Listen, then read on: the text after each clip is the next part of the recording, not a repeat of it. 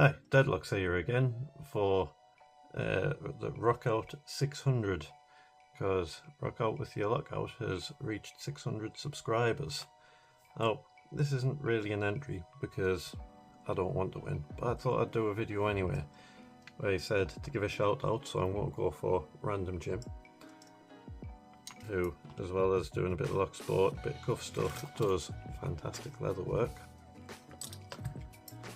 And for this we need to do some picking. Can be cuffs, can be pin tumblers, can be whatever you want, and give some tips. So I decided to do some cuffs and a lever lock because that's the stuff that I do. And you can do it in whatever way you want and provide some tips. So this lock can be overlifted, and this is what an overlifter looks like.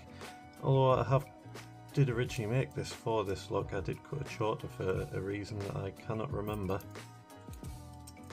So now it doesn't exactly work, but we'll get into it anyway.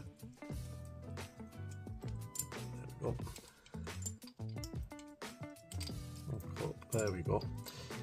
Right, so my tip for lever locks is, if you give a little bit of a pull on your tensioner before you start picking, it compresses the lever pack and can get the levers to stay up a little bit better. Now, this is an overlifter, but it's not really going to work properly because it's not lifting all the levers at the same time, but still getting it open anyway. Now on to cuffs.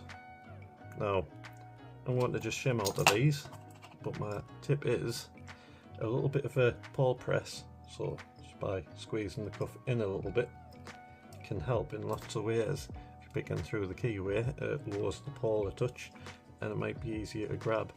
And when you're shimming, quite often go in and you feel a hard stop and you can't get anywhere. Now do that little pawl press, shim will slide right in. And the way I usually do that is I follow the shim with my finger, so my finger pushes against the pawl as I'm pushing the shim in. Then you're out nice and easy.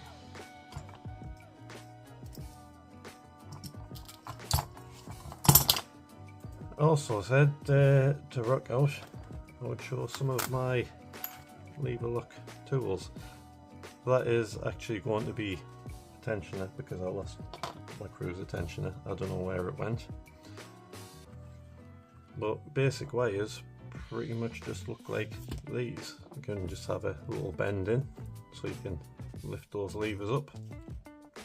Sometimes you need them a bit curved so you can get around a curtain.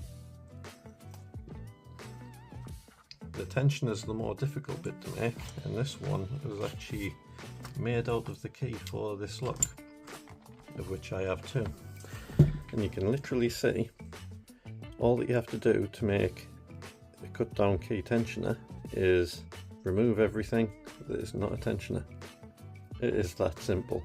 So those bits gone, just leave the upright for the bolt, take a bit of the bow off and thin out the shaft a little bit. You've got a tensioner.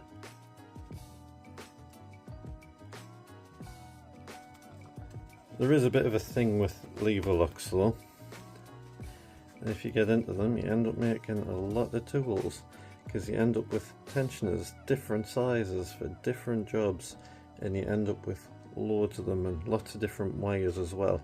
I've broken a few of my wires, so I'm a little light on wires at the minute. I actually broke a tensioner the other day, but I don't know where the remains of that's gone. Yeah, you end up making lots of things. Anyway, that's all from us. See you next time.